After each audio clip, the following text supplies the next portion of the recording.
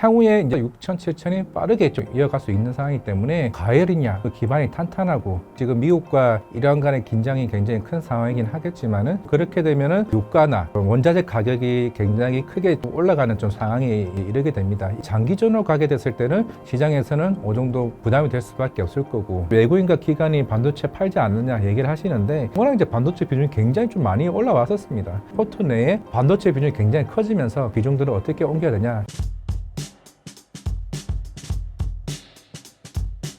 안녕하세요. 메리츠증권 강화문 프리미어 센터 이하진 차장입니다.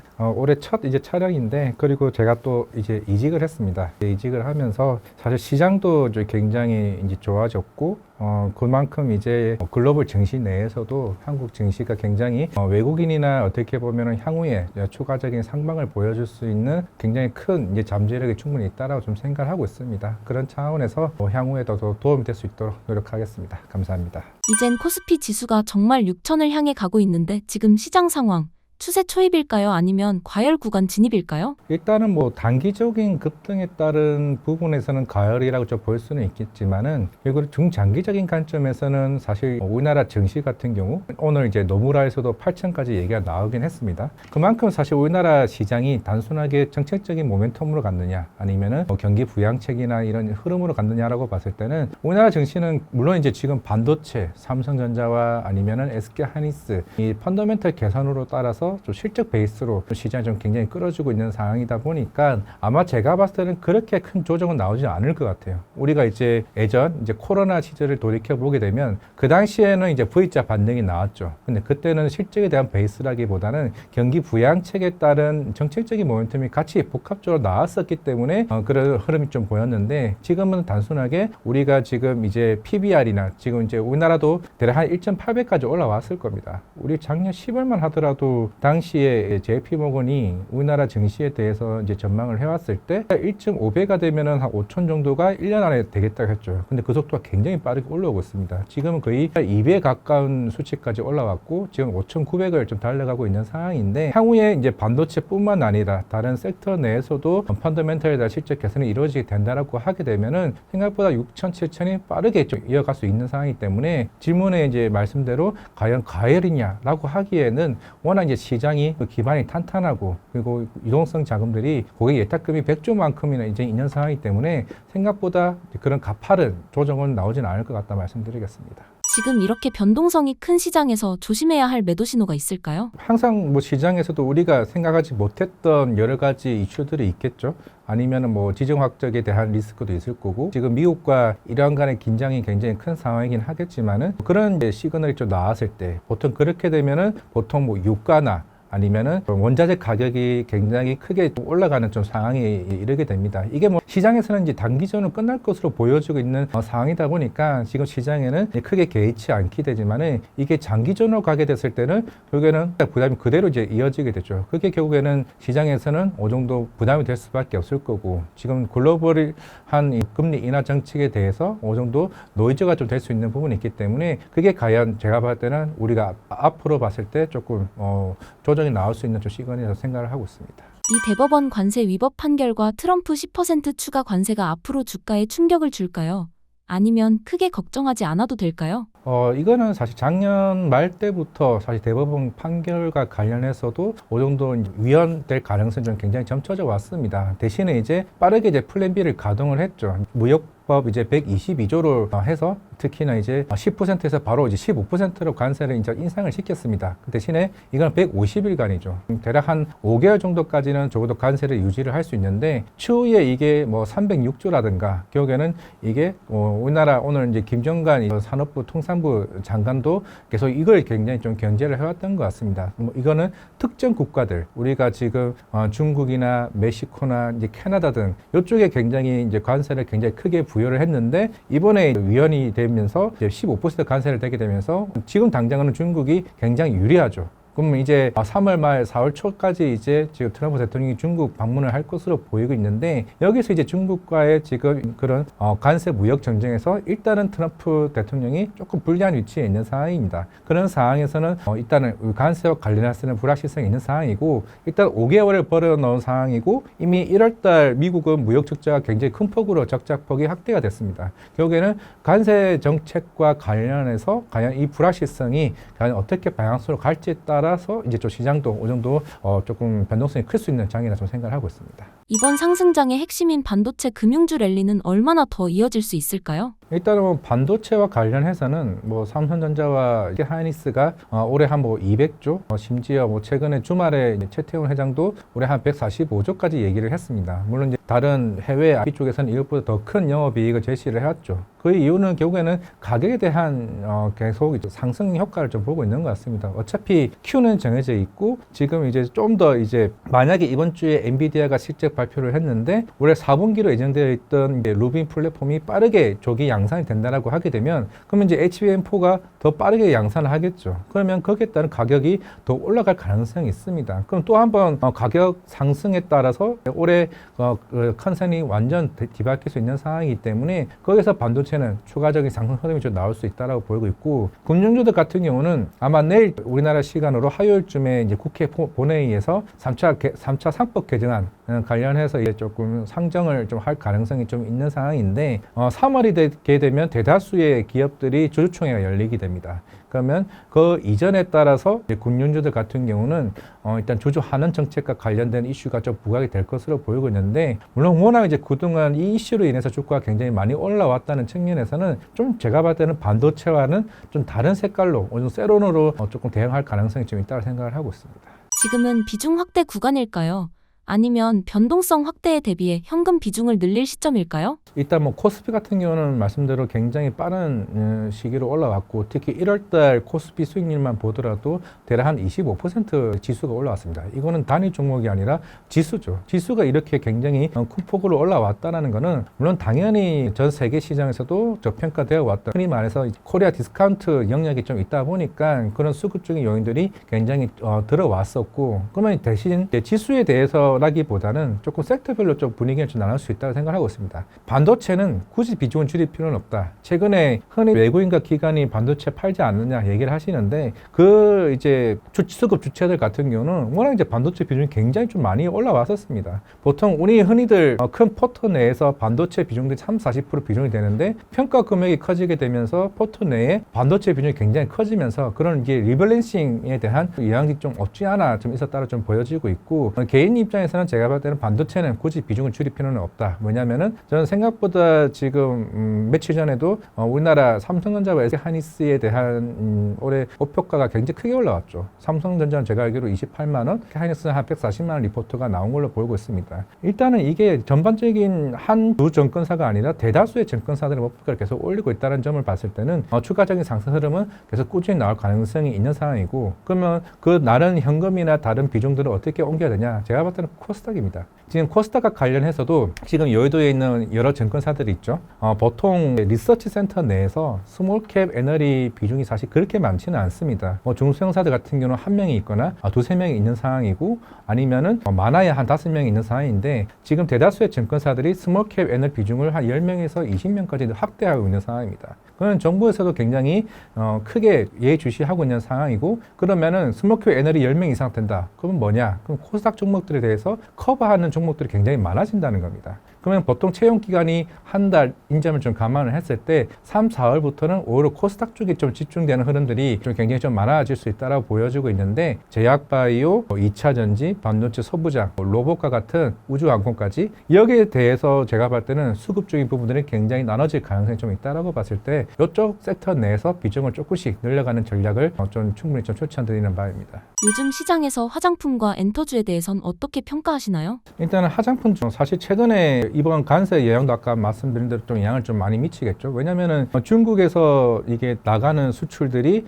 만약에 관세가 줄어들게 된다고 하게 되면은 코스맥스나 이런 제조회사들 같은 경우는 좀 긍정적으로 보일 수가 있고, 코스맥스는 태국이랑 저희 중국 쪽에 ODM 공장이 좀 있는 상황이다 보니까 그 회사들 같은 경우는 관세 영향이 좀 줄어들 수밖에 없는 상황이기에 좀 긍정적인 모멘텀을 좀 볼 수 있고, 최근에 뭐든 마찬가지고 아모레퍼시픽, 특히 APR도 실적이 굉장히 좀 개선되는 좀 모습을 보여주고 있는데, 지금의 하장품은 섹터에 대한 흐름이라기보다는 결국에는 해외 확장이 얼마만큼 빠르게 일어나느냐, 이게 굉장히 좀 나눠지는 흐름입니다. 파마 리서치가 사실은 이쪽으로 확대되고 있지만은 대신에 국내 쪽 비중이 점차적으로 줄어들기 시작을 했단 말이죠. 그러면서 사실 실적에 대한 노이즈도 있었고, 대신에 APR 같은 경우는 굉장히 빠르게 지금 채널들을 지금 확대해 나가고 있습니다. 최근에 이번 실적도 마찬가지겠지만 올해 같은 경우는 기존에 이제 얼타뷰티 쪽으로 거의 독점 채널을 유지했던 상황에서 이제 코스트코나 아니면은 이제 월마트와 같은 다양한 채널을 통해서 빠르게 미국 시장을 진입을 하고 있고, 일본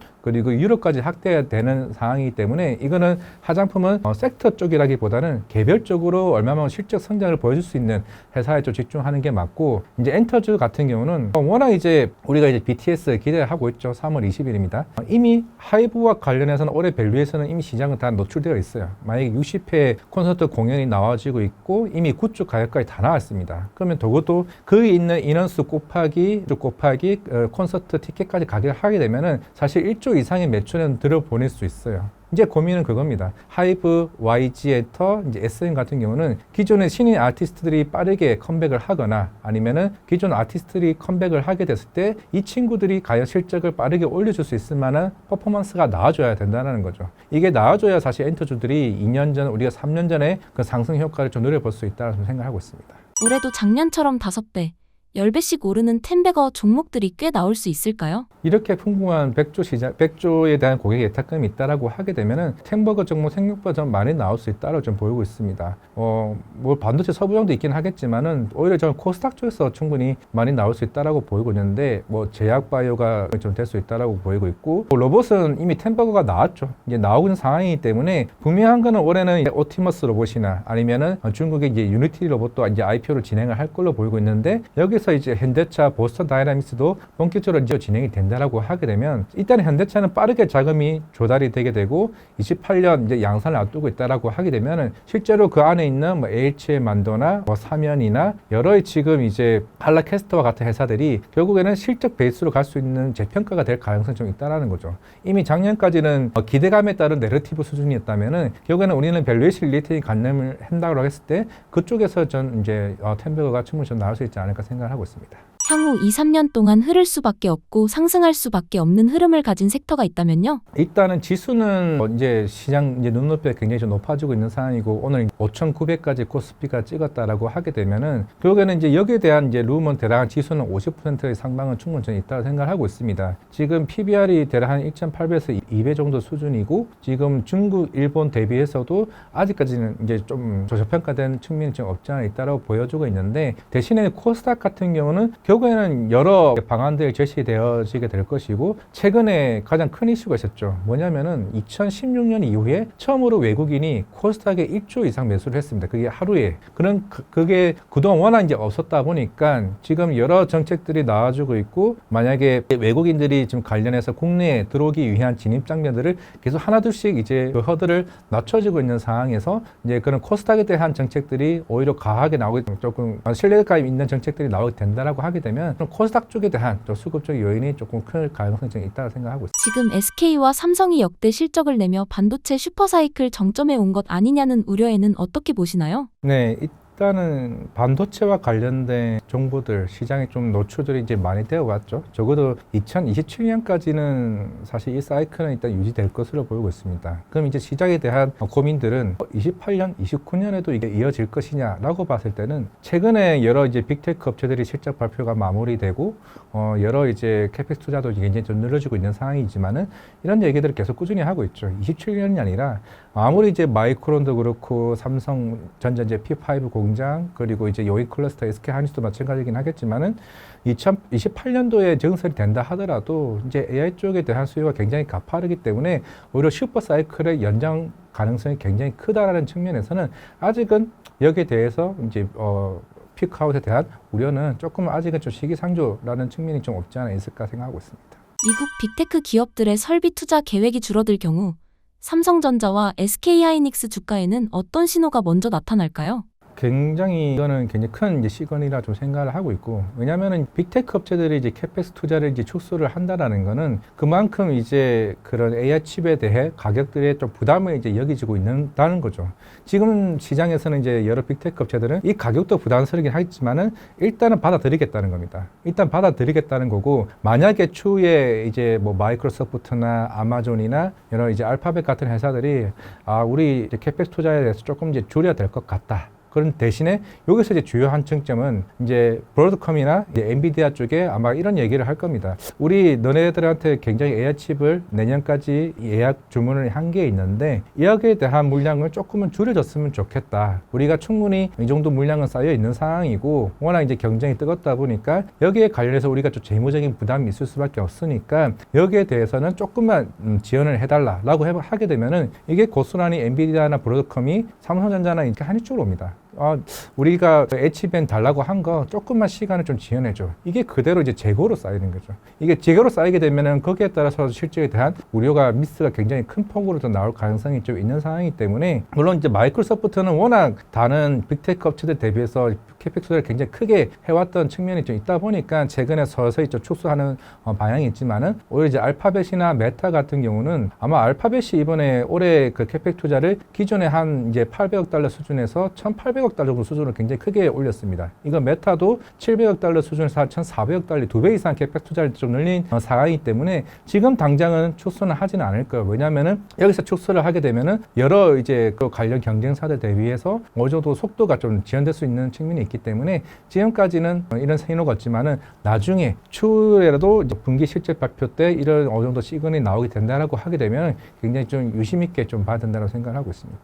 최근 주가가 많이 오른 만큼 지금은 추격 매수보다 조정을 기다리는 전략이 더 합리적일까요? 일단은 한 번은 조정은 오지 않을까 싶습니다. 지금 이제 삼성전자도 이제 20만 원 이제 고지에 두고 있고 SK하이닉스도 그 100만 원을 좀 앞두고 있는 상황이기 때문에 사실 이 숫자가 의미하는 게 좀 굉장히 좀 크다라고 봐요. 그만큼 저항선대에 좀 나올 수 있다라고 보고 있고, 예전에 삼성전자가 아마 10만 원 선에서 굉장히 크게 한번 조정이 살짝 왔었을 겁니다. 그러다가 그걸 돌파한 이후에 지금 굉장히 빠르게 이제 주가가 올라온 측면이 좀 없지 않아 있기 때문에 만약에 이번에 10만 원과 20만 원과 100만 원 선을 어느 정도 주가가 다시 한 번 더 빠지게 된다라고 하게 되면은 저는 그때는 오히려 비중을 새롭게 신규 진입도 충분히 좀 가능하다로 좀 말씀을 드릴 수 있을 것 같은데, 지금 시장에서 보는 SK하이닉스의 1분기 영업이익을 대략 한 30조까지 보고 있습니다. 이번에 아마 19조, 20조까지 아마 나온 걸로 이제 기억을 하고 있는데 그만큼 50% 성장이죠. 이게 30조가 중요한 게 아닙니다. 30조보다 오히려 2분기, 3분기, 4분기로 갈수록 거의 50조, 60조까지 올라갈 가능성이 좀 있는 상황이기 때문에 결국에는 오히려 그런 마지막 기회가 될 수 있는 좀 상황이라 보여주고 있고, 제가 맨 처음 말씀드렸던 것처럼 사실 반도체 주가 조정은 생각보다는 좀 크진 않을 걸로 보이고 있습니다.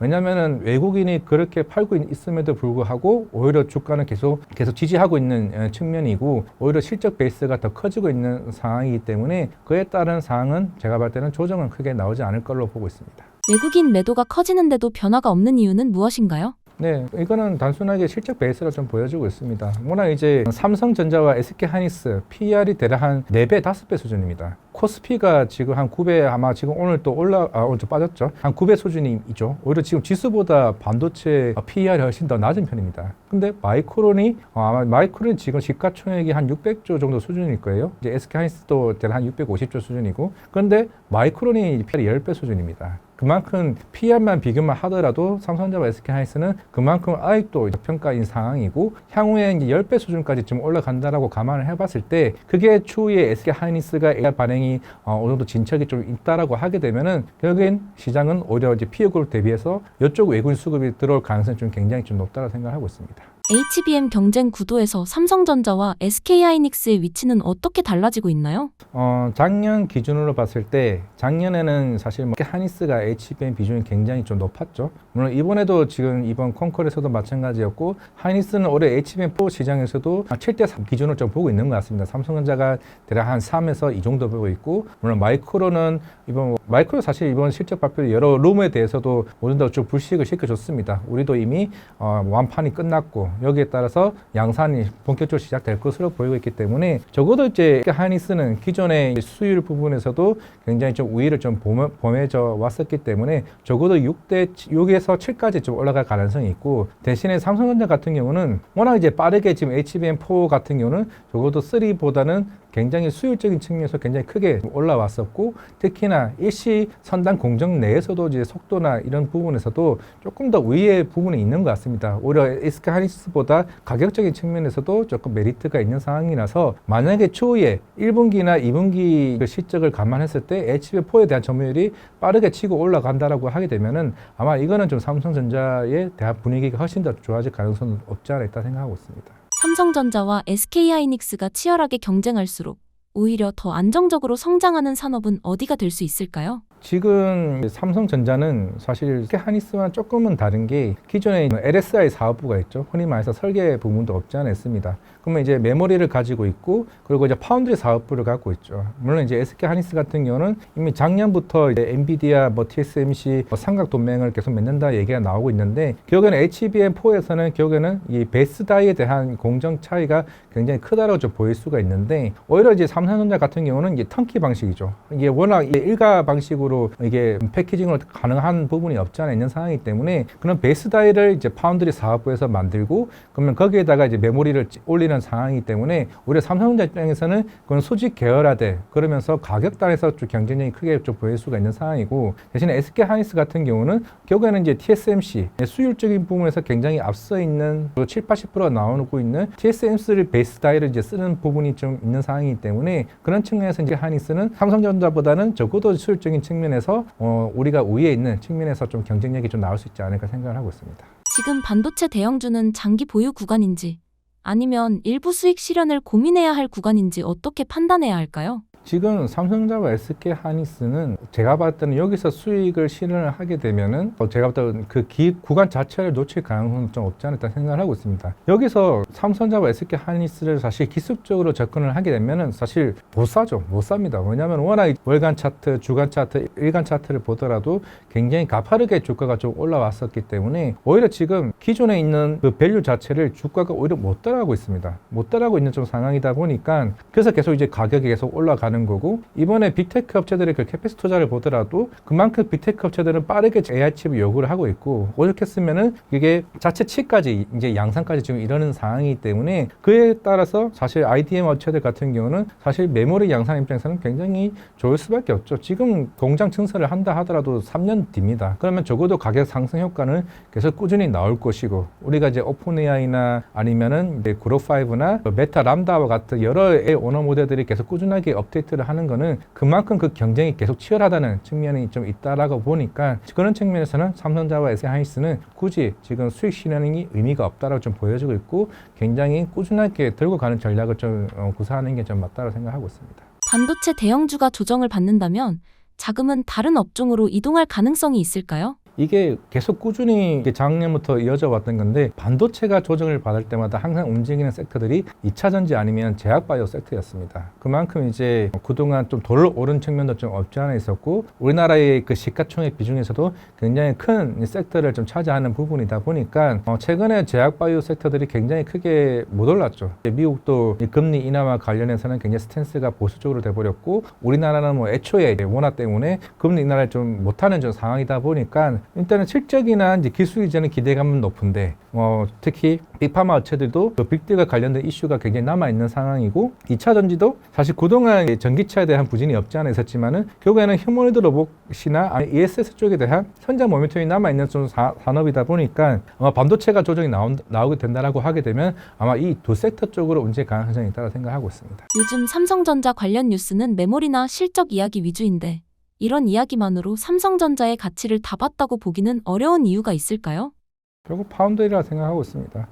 이게 결국에는 이제 작년까지는 이제 적자 폭이 이제 뭐 거의 마무리되는 시점이라 보여지고 있고 1, 2분기 합쳐서 아마 4조 5천억 정도 적자였고 3분기가 1조 7천억, 4분기가 한 1조 정도 적자였던 것 같습니다. 이제 올해부터는 이제 엑시노스 이제 2,600에 들어가는 갤럭시 S26이죠. 이번 주에 갤럭시 언팩 행사가 있고 이제 다음 달부터 출시가 예정될 것으로 보이고 있는데 일단은 뭐 자체 사업이긴 하겠지만은 일단은 뭐 갤럭시 S26이 양산이 시작을 하게 되고 중요한 거는 이제 테슬라 지금 최근에 일론 머스크의 이슈가 있죠. 이제 우리나라 국내에서 이제 테슬라 이제 AI 관련 채용 이슈가 있었습니다. 이제 본격적으로 칩을 양산이 이제 얼마 남지 않았다는 거죠. 그러면 이제 올해 하반기가 되면은 테슬라 AI6 칩도 이제 삼성전자가 이제 테일팝에서 아마 양산이 시작될 걸로 이제 보이고 있는 상황이기 때문에 그러면은 생각보다 이게 원래 작년 기준으로 봤을 때 현재 사실 파운드리 사업부 같은 경우는 예전부터 고민이 많았던 게 시장에서는 심지어 분사 얘기까지 나왔습니다. 사실 적자 때문에 삼성전자의 밸류에이션이 제대로 재평가받지 못한다 얘기가 나왔던 만큼 만약에 올해 파운드리 쪽이 흑자가 전환이 되게 되고 결국에는 여기서 성장성이 굉장히 나오게 된다라고 하게 되면은 삼성전자에 대한 밸류는 굉장히 완전히 좀 달라질 수가 있는 거죠. 그러면 메모리 잘 되고 HBM 잘 되고 뭐 휴대폰 뭐 디스플레이 마찬가지고 삼성 디스플레이 같은 경우 올해 북미 쪽에 대한 성장이 가파를 수밖에 없습니다. 왜냐면은 애플 쪽에 이제 BOE죠. BOE가 철수를 하게 되면서 삼성 디스플레이와 LG 디스플레이가 이제 애플 쪽에 들어가는 부분이 있기 때문에 전 사업 자체에 대한 수익성이 굉장히 큰 시점이기 때문에 그 중에서도 제가 볼 때는 파운드리 쪽에 대한 흑자 전환이 얼마만큼 빨리 조기로 이루어지느냐에 따라서 삼성전자는 새로운 추가 가치가 좀 이루어질 수 있다고 보고 있습니다. 삼성전자는 메모리뿐 아니라 파운드리나 시스템 반도체까지 함께 가져가는 구조인데 이런 구조가 앞으로 어떤 의미를 가질 수 있을까요? 파운드리 자체에 대한 수율이 결국에는 이제 본격적으로 올라왔다는 거죠. 이게 작년만까지 하더라도 뭐 시장에서 도는 수율 자체가 뭐 20%네, 뭐 30%네 굉장히 극단적으로 좀 안 좋았습니다. 대신에 저기 TSMC 같은 경우는 거의 7, 80% 수율을 좀 보여줬었는데 만약에 이제 올해부터 50% 이상 그 70% 수율까지 올라오게 된다라고 하게 되면은 결국에 삼성전자가 가질 수 있는 것들 최근에 TSMC가 워낙 이제 위탁 생산에 간 가격들을 굉장히 큰 폭으로 이제 오르다 보니까 사실 엔비디아나 뭐 퀄컴이나 뭐 사실 애플 말고는 사실 다른 빅테크 업체들은 그냥 삼성전자 좀 눈을 돌릴 수밖에 없습니다. 근데 그냥 돌리지는 않겠죠. 수율이 안 나오는데도 사실 삼성전자한테 갈 수는 없겠죠. 오히려 위탁 자기라도 손실을 덜 보고는 입장에서 오히려 수익성을 보는 입장에서 그거를 가져가야 되는 측면이기 때문에 삼성전자도 결국 작년과 관련해서 뭐 3나노나 아니면은 5나노 이쪽 입장에서 어느 정도 수율이 충분히 좀 올라오는 측면이 있기 때문에 그런 측면에서는 파운드리 쪽도 올해는 제가 볼 때 나쁘진 않을 것 같다 생각을 하고 있습니다.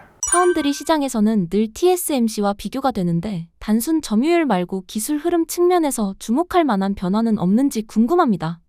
이거는 뭐 인텔도 마찬가지였고 이제 올해는 아마 TSMC도 이번 실적 발표도 얘기를 했을 거예요. 그동안 3나노, 5나노는 우리가 실적의 대다수를 차지했지만은 올해부터는 2나노가 이제 본격적으로 실적을 이제 반영이 되기 시작을 할 건데 여기도 삼성전자도 마찬가지입니다. 이제 인텔도 우리는 이제 1.4나노까지 얘기를 하고 있는 상황이죠. 그만큼 초미세화 공정에서 누가 빠르게 이 시장을 진입을 하고 고객사들이 간택을 받느냐 이게 굉장히 좀 중요할 걸로 보고 있는데 결국 여기서 이제 그만큼 마진에 대한 수익폭이 굉장히 클 수밖에 없다는 측면이고 사실 삼성전자 입장에서는 그동안 GAA 선단 공정을 오히려 TSMC보다 빠르게 준비를 해왔었고 그게 3나노 내에서 사실 그만큼 수율이 좀 못 나오긴 했었거든요. 그게 많이 개선이 되게 되면서 2나노로 빠르게 치고 들어올 수 있는 영역이 충분히 좀 있다라고 보고 있고 사실 TSMC도 이제 2나노 쪽에 GAA 선단 공정을 처음 시연을 하는 부분이 이제 없지 않아 좀 있다 보니까 과연 여기서 가격 경쟁력 아니면 수율에 대한 기술력이 어떻게 차이 나냐에 따라서 좀 있지 않을까 생각을 하고 있는데 인텔은 기존에 있는 그 나노 공정들을 대부분 포기하고 1.4나노로 가는 측면도 없지 않아 있습니다. 대신에 과연 고객사가 이제 여기로 오느냐가 좀 중요할 걸로 보이고 있는데 일단은 삼성전자가 최근에 여러 고객사 뭐 IBM이나 여러 빅테크 업체들을 빠르게 이제 고객사를 흡수하는 측면이 좀 없지 않아 있는 상황이기 때문에 여기서 수율만 안정화된다라고 하게 되면은 가격적인 메리트가 오히려 큰 이제 메리트가 좀 보여주게 되기 때문에 충분히 경쟁력이 있다고 생각을 하고 있습니다. 최근 범용 디램 가격이 크게 오른 배경은 무엇이며 이런 흐름이 메모리 업체들의 생산 전략에 어떤 영향을 주고 있나요?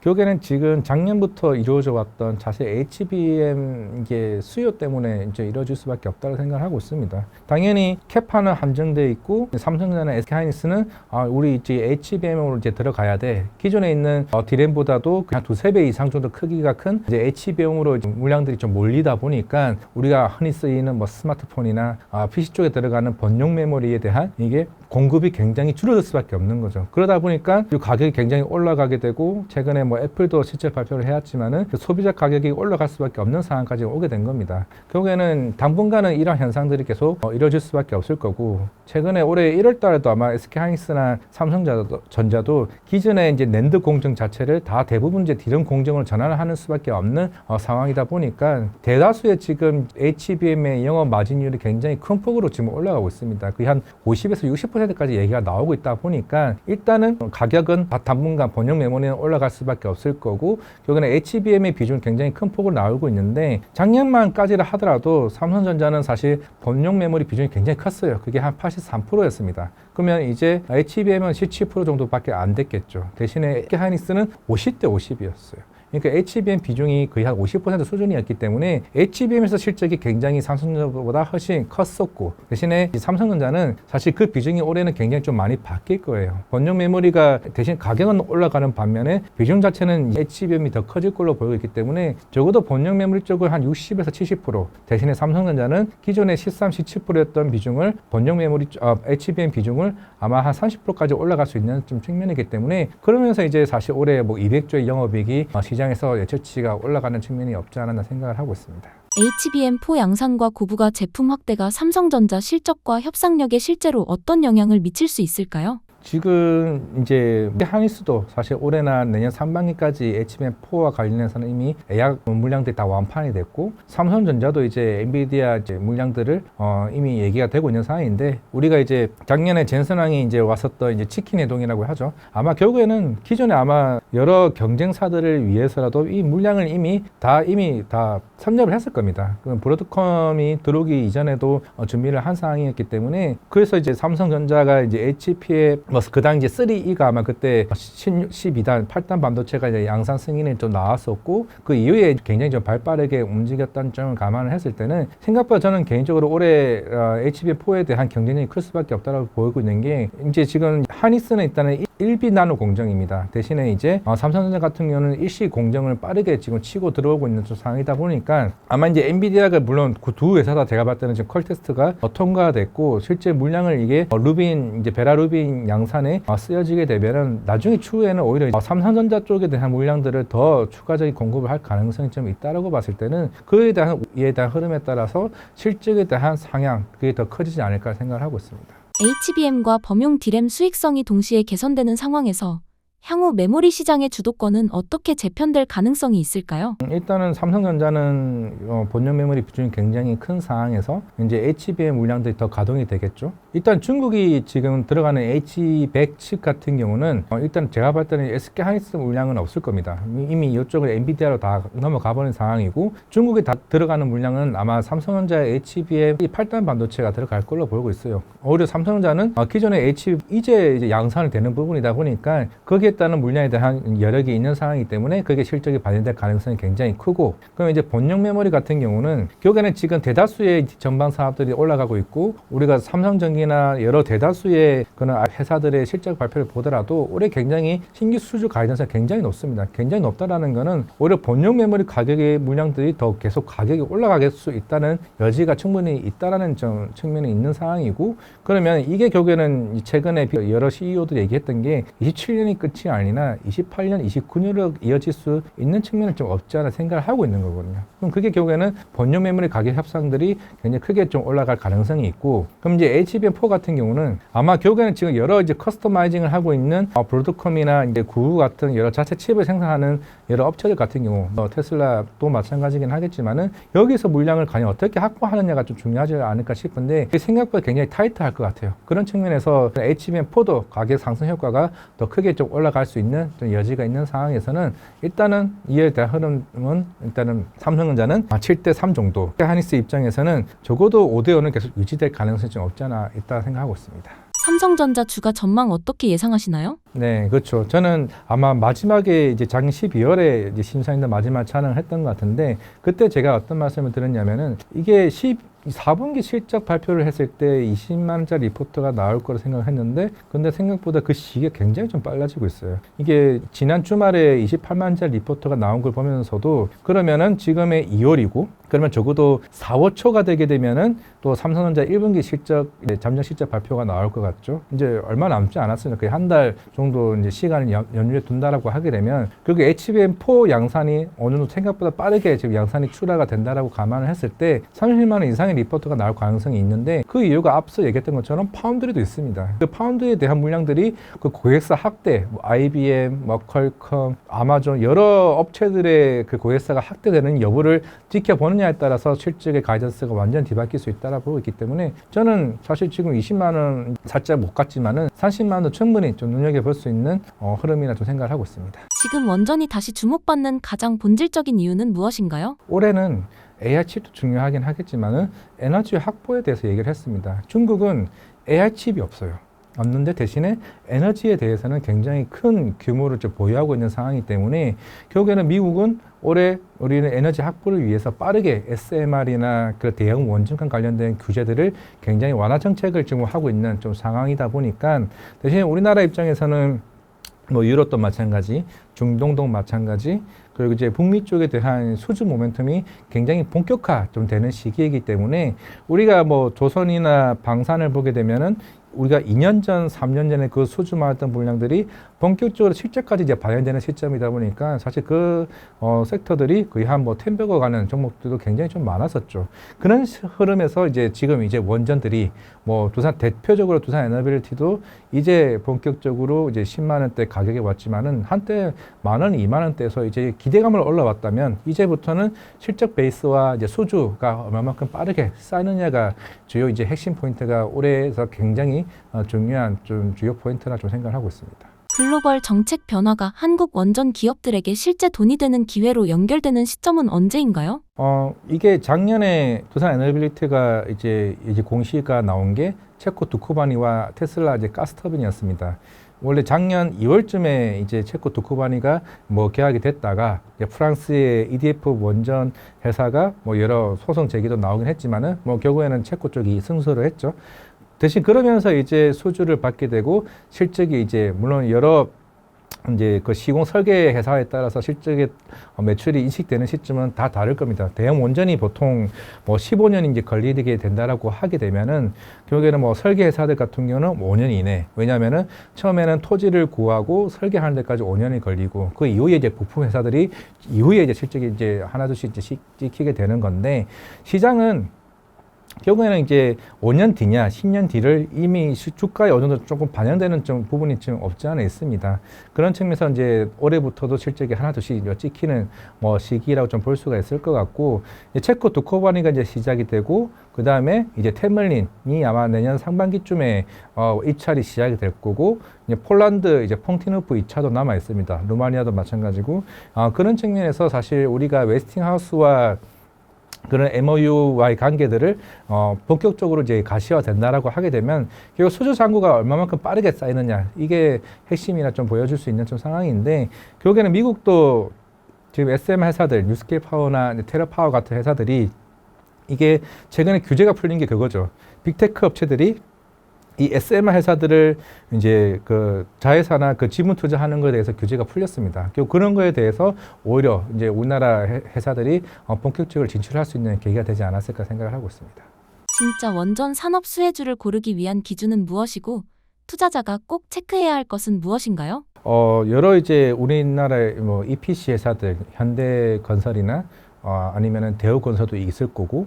뭐 두산 에너빌리티 같은 경우는 주기기, 뭐 가스터빈, 뭐 발전기가 있겠죠.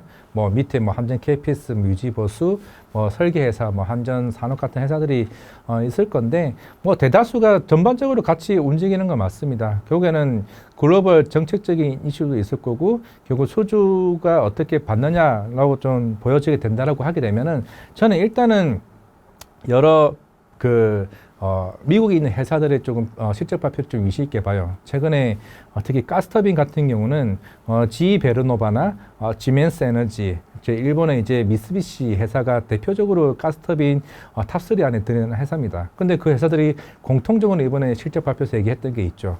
결국에는 우리는 그동안 유틸리 업체들한테 수주를 좀 받아왔다면은 사실 올해부터는 빅테크 업체 쪽에 대한 신규 수주가 굉장히 크다를 좀 보여주고 있는데, 그러면서 올해 신규 수주 가이던스를 굉장히 대폭으로 늘어봤어요. 그게 최근에 두산 에너빌티도 작년 4분기 때 5기와 관련된 가스터빈 테슬라 쪽에 받았었죠. 그런 얘기를 해오면서 2040년까지 1100기까지 얘기를 해왔어요. 110기까지 얘기를 했습니다.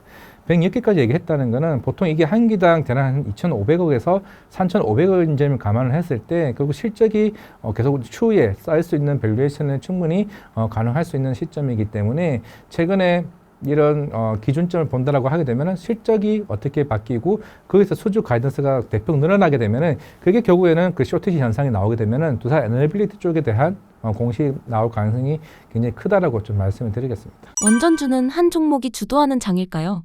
아니면 밸류체인 전체가 함께 가는 장일까요?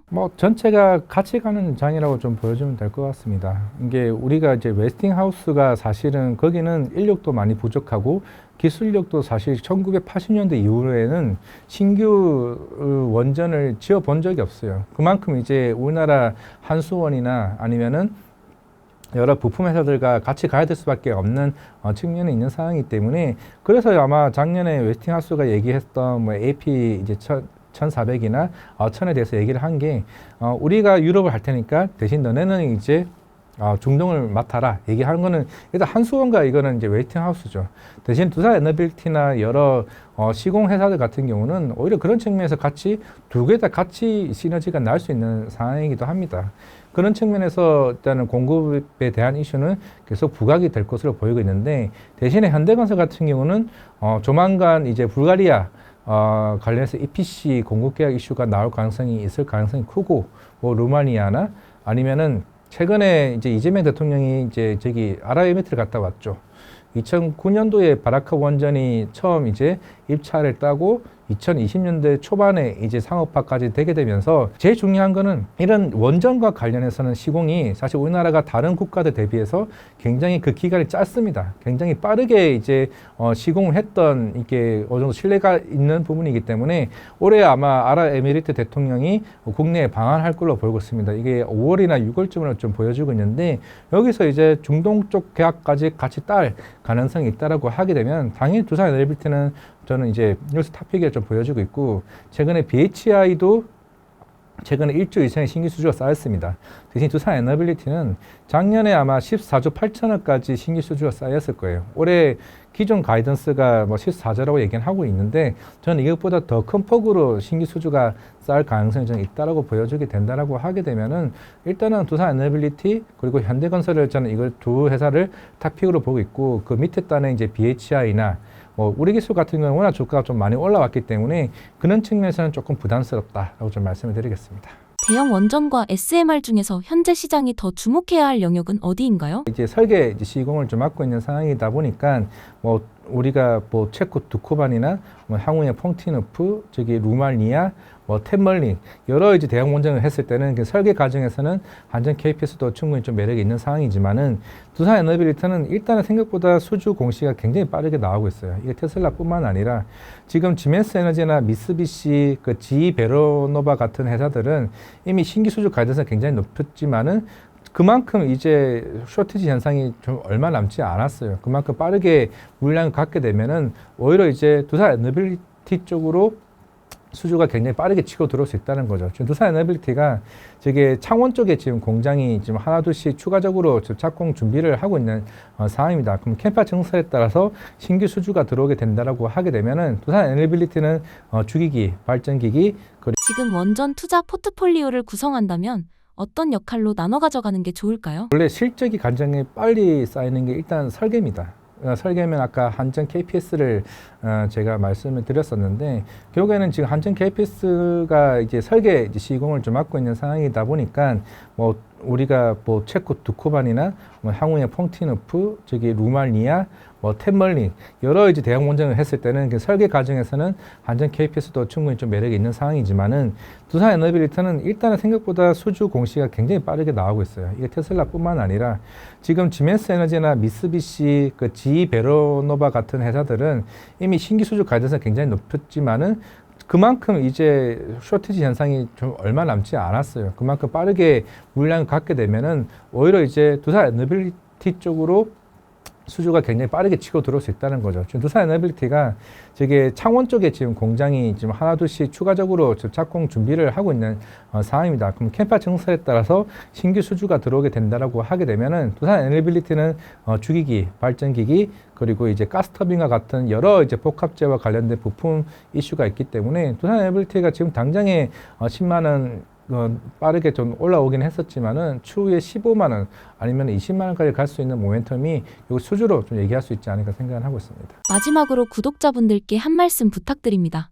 최근에 심사임당도 굉장히 조회수도 굉장히 많이 잘 나오고 있는 편이긴 한데 이제 결국 시장은 그런 것 같습니다. 지금 제가 봤을 때는 시장은 이렇게 고점은 충분히 아니다라는 점 아까 앞서 얘기를 해왔었고 PBR이 이제 어떻게 보면 사상 처음으로 이제 PBR 2배 이상 올라가게 되고 코스피도 이제 PBR 10배, 뭐 추후에는 뭐 14배까지 시장에서 얘기를 하고 있는 상황인데 일단은 시장은 코로나와 확실히 좀 다른 것 같습니다. 그 이유가 아까 정책적인 모멘텀이 아니라 지금은 실적 베이스로 가고 있는 상황이고 그러면은 코스닥 정책과 실제 같이 움직일 수 있는 시장이 좀 덩달아 나오게 되고 올해 1월 달부터 외국인 통합계좌 한도 이슈가 이게 복합적으로 나오고 있는 상황인데 요게 올해 6월 달에 이제 MSCI 선지지수 편입이 있는 상황입니다. 그러면 그 사이에 나올 수 있는 거버넌스 관련 이슈, 뭐 상차 상법 개정 이슈가 하나둘씩 나오고 있다라는 거는 그거는 외국인 수급들이 생각보다 더 커질 수 있다는 있는 상황이기 때문에 꼭 성공 투자하셔가지고 좋은 수익률 나왔으면 좋겠습니다. 감사합니다.